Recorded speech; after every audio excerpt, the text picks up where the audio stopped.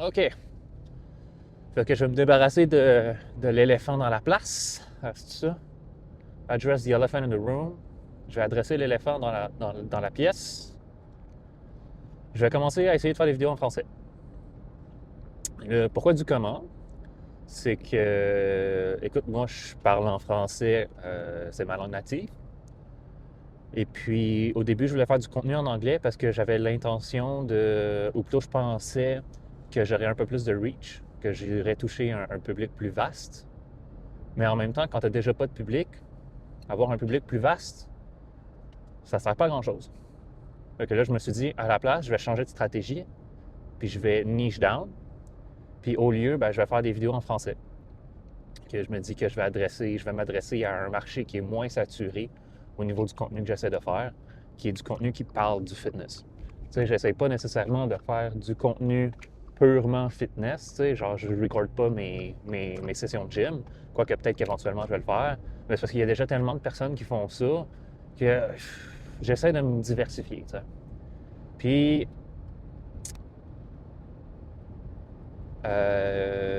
j'essaie de me diversifier, mais je fais des card talks comme Sam Sulek. Bon, la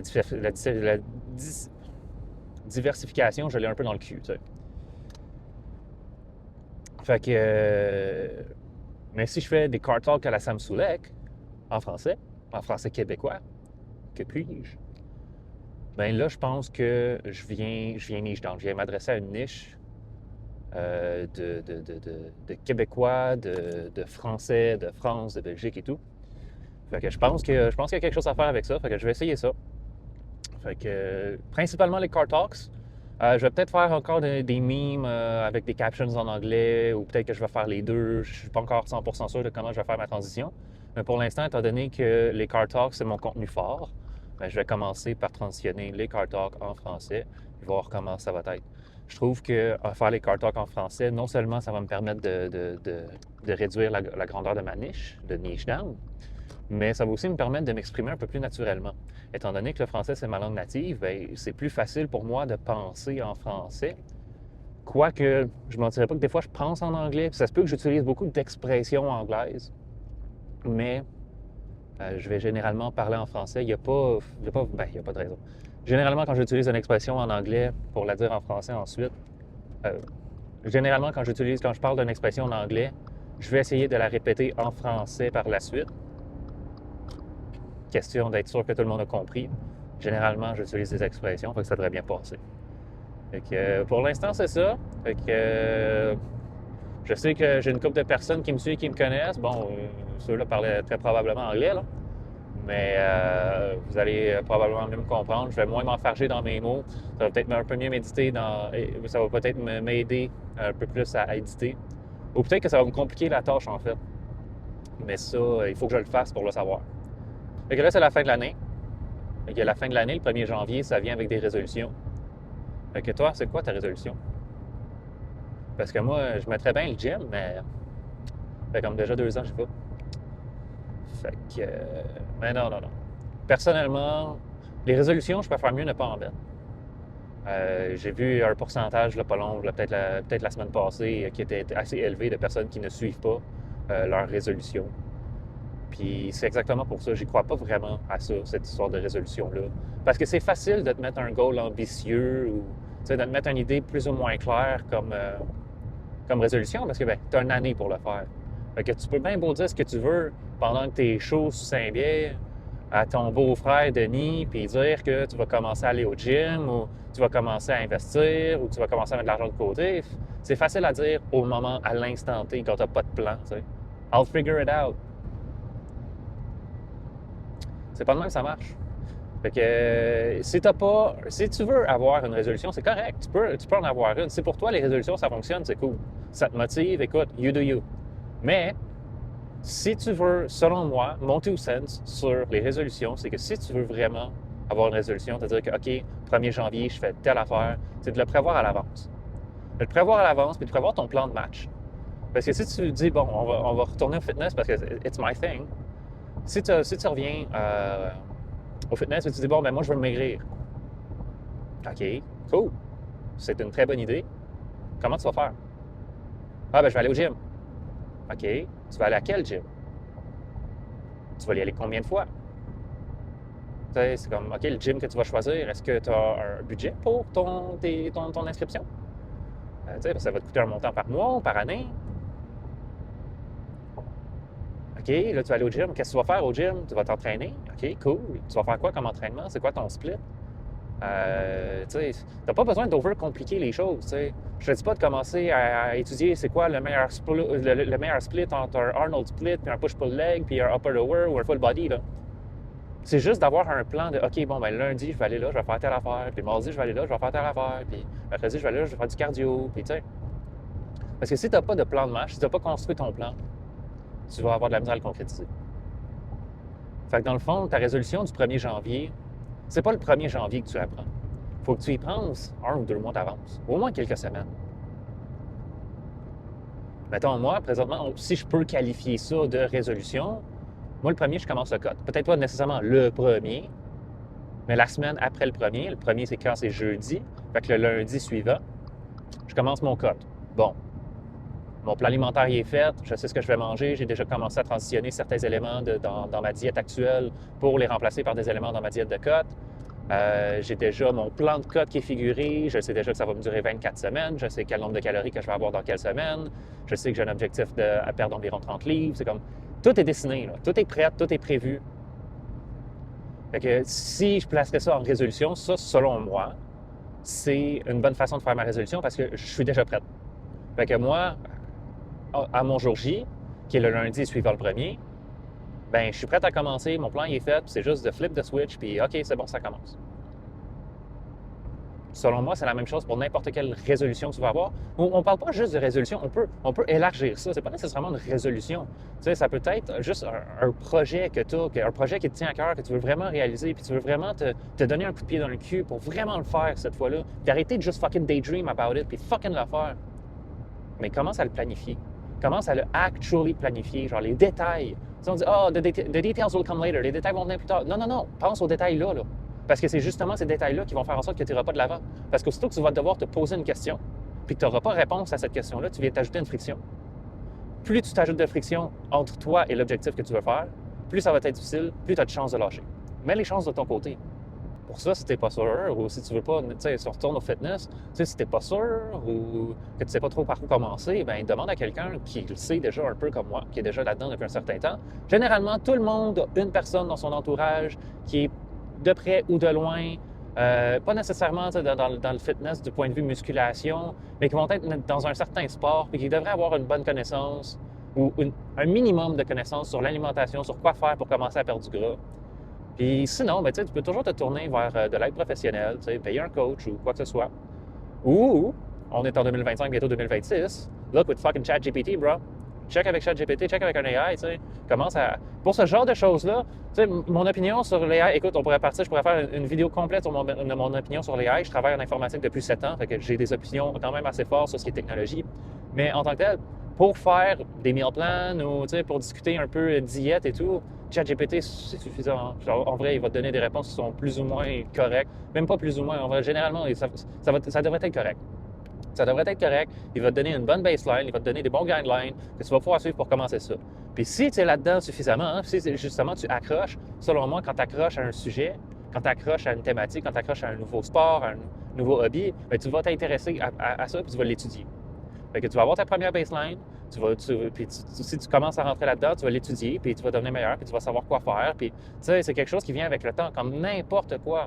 Tu sais, la perte de gras, le gain de muscle, ou apprendre un nouveau skills, apprendre un nouveau hobby, c'est toutes des choses qui viennent avec le temps. Tu as besoin du on-field experience. Tu as besoin de le faire concrètement avec tes mains toi-même. C'est comme ça que tu vas acquérir l'actual expérience. Parce qu'avoir la connaissance théorique, c'est une chose, mais avoir la connaissance pratique, c'est avec de l'expérience, des répétitions, puis de le faire. C'est comme ça pour l'entraînement, c'est comme ça pour la nutrition, c'est comme ça pour n'importe quel objectif, c'est comme ça pour investir, c'est comme ça pour un jeu vidéo, c'est, tu sais. Fait que si tu le fais pas, tu sais, le monde, c'est comme, ah ouais, ben là, j'ai essayé de faire une diète pendant 2 semaines, j'ai pas perdu de poids, j'arrête. C'est comme, come on, là. Donne-toi un coup de pied dans le cul, fais un effort, puis stick to it, OK? Ça se passe pas en 2 semaines, tu perdras pas 30 livres en 2 semaines, c'est pas de même que ça marche. Thermodynamic laws, c'est comme, come on, fais un effort. If you want it that bad, Si tu le veux vraiment tant que ça, tu vas mettre les efforts que tu as besoin. C'est tellement facile de dire qu'on veut quelque chose, mais de ne pas mettre les efforts dedans. Ah ouais, moi aussi, si je mettrais les efforts, je pourrais l'avoir le six-pack. Oui. Oui, si tu mettrais les efforts, tu pourrais l'avoir le six-pack. Tu le veux-tu, le six-pack? Parce que moi, quand je vois ta grosse bedaine, là, ça me dit pas que tu le veux, le six-pack. Parce que tu n'as pas l'air de mettre l'effort. Il va se reconnaître là-dedans. Mais j'ai un collègue de travail, là, qui est aussi un ami, qui essaie de perdre du gras. Puis à chaque fois, il est comme ouais, mais là, je veux perdre du gras, je veux perdre du gras, je veux lean down, je veux lean down. Mais il ne traque pas ce qu'il mange. Puis il va au gym depuis un certain temps, puis il allait au gym avant, il a déjà été en belle shape, il a déjà eu ses abdos et tout, tu vois. Présentement, et là, il a du gras. Puis il est beaucoup plus fat, puis il est moins en shape qu'il l'était. Puis il a recommencé le gym, il est assez persistant. Fait que ça, avec ça, à ce niveau-là, c'est correct. Mais il ne traque pas ce qu'il mange. Et j'arrête pas de répéter, tu sais. Faut que tu traques ce que tu manges. Si tu ne traques pas ce que tu manges, tu sais pas ce que tu manges. Puis c'est ça l'affaire avec plusieurs personnes. Ah ben là, je veux pas traquer. Ah ben là, c'est tedieux, c'est chiant de traquer, puis il faut que je le fasse tout le temps. Puis... ouais. Encore une fois, ça fait partie de la game. Tu peux ne pas tracker si ça te fait vraiment chier. Si genre, ça vient te chercher en dedans, là, ça te donne le petit feeling là, de dégoût, là, comme de dédain, là. C'est correct. Mais fais-le au moins pendant une couple de semaines. Au moins pour savoir ça ressemble à quoi. Pour que tu unlocks ce que j'appelle le food awareness, la conscience de la bouffe, il faut que tu traques un peu pour comprendre que, ah ben tabarnak, le beurre de pinot, 15 grammes, c'est pas ce que je pensais, hein? Le Nutella, c'est ma toast. Tabarnak, 90 calories pour 15 grammes, c'est... Pour 2 toasts, c'est 180, sans compter le pain, là, ça monte vite. Puis c'est justement en trackant que tu vas réaliser que, ah, ben du riz, c'est OK, c'est environ ça. Puis, OK, mais dans tel serving de viande, j'ai environ tel gramme de protéines. Puis, tu sais, en commençant en ayant ce food awareness-là, en ayant cette conscience de la bouffe, mais après ça, tu peux le faire sans traquer. Tu ne seras pas pile poil dessus, tu sais, mais tu vas être très proche. Par contre, je pense que si tu veux des résultats avancés, ce que moi je recherche, comme je disais en anglais dans une autre vidéo, c'est moi je recherche des résultats avancés. Moi, le fitness, je veux en faire my thing, OK? Fait que pour moi, je veux des résultats sérieux. Peut-être dans quelques années, peut-être monter sur un stage, je ne sais pas. Mais pour ça, il faut que tu traques. Tu es obligé de traquer, puis c'est plus que du tracking, c'est de la nutrition avancée rendu là, tu sais. Mais chaque chose en son temps, puis comme je dis, si tu es une personne qui veut juste perdre un peu de gras, gagner peut-être un peu de muscle, tu n'as tellement pas besoin de te compliquer la vie. Mais il faut que tu traques au moins 1 mois, 2 mois, 3 mois. Je préférerais mieux que tu traques 3 mois que tu en traques un, parce qu'en traquant un, c'est comme tu réalises certaines affaires, mais ça ne te permet pas de débloquer, genre, OK, mais je vais mettre telle affaire, ça va me donner environ tel gramme de protéines pour tel nombre de calories. Parce qu'en vrai, au début, là, soucie-toi des protéines, les autres affaires vont venir après. Je te dis pas de complètement ignorer tes carbs puis tes fats, tes lipides puis tes... fuck, c'est quoi en français? Tes glucides. Tes lipides puis tes glucides. Mais commence par focuser sur les protéines puis ajuste tes ratios de fat puis de carbs ensuite.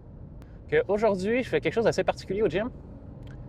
Ben, assez particulier. Je sors de mon split habituel parce que samedi soir, j'étais au gym avec un de mes gym bros, avec Arnold the Squire, pour ceux qui connaissent. Le training était malade. On a fait, c'était surtout un training où est-ce qu'on essayait d'aller vraiment lourd, d'essayer de vraiment pousser nos limites parce que présentement, on est à un stade où est-ce qu'on est les plus forts qu'on va être pendant longtemps. Puis, je voulais vraiment essayer de me pousser, essayer de voir combien je suis capable de bencher, puis combien je suis capable de squatter, puis faire du deadlift. Pour la première fois en presque 2 ans et demi de fitness journey, j'avais jamais deadlift. Fait qu'on a fait un peu de deadlift. Fait que c'était vraiment... Ben, c'était un gros workout, c'était full body, ça a été très, très taxing. Mais presque full body. Ça a été très, très taxing. Fait que j'ai encore... je suis encore sore, je suis encore... ça, j'ai aucune idée c'est quoi le mot sore en français. Raqué. Je suis encore raqué du training de samedi. Fait que mon chest, mes front delts,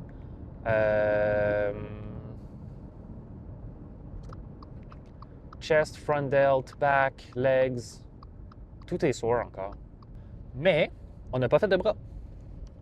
On n'a pas fait de triceps, on n'a pas fait de biceps. Fait qu'aujourd'hui, je m'en vais faire un arm day. Ça fait longtemps, ben, j'en avais fait un avec justement Arnold Esquire, il y a une couple de mois. Ça fait longtemps que j'ai pas fait un dedicated R&D, surtout tout seul. Fait que ça, c'est une opportunité de refaire un beau gros R&D, d'avoir un super gros arm pump que ça fait longtemps que j'ai pas eu. Fait que après ça, demain, je vais faire un Nemesis workout où est-ce que je vais faire back and chest and shoulders. Puis mercredi, je vais pouvoir faire mes jambes. Après ça, bon, ça va être le jour de l'an, tout est fermé, blablabla. Mais après ça, je vais revenir vendredi. Normalement, je ne traîne pas les vendredis, mais je vais revenir vendredi pour faire un workout, un push workout comme d'habitude. Puis, samedi, je vais pouvoir faire un back workout, un pull day comme d'habitude. Puis on va pouvoir commencer normalement de plus belle. On va essayer de faire attention vendredi, de train avec de l'intensité, mais pas trop de reps, pas essayer d'avoir, de me soir les muscles. Puis on va partir là-dessus. Fait que sur ces belles paroles, c'est tout pour aujourd'hui et à la prochaine.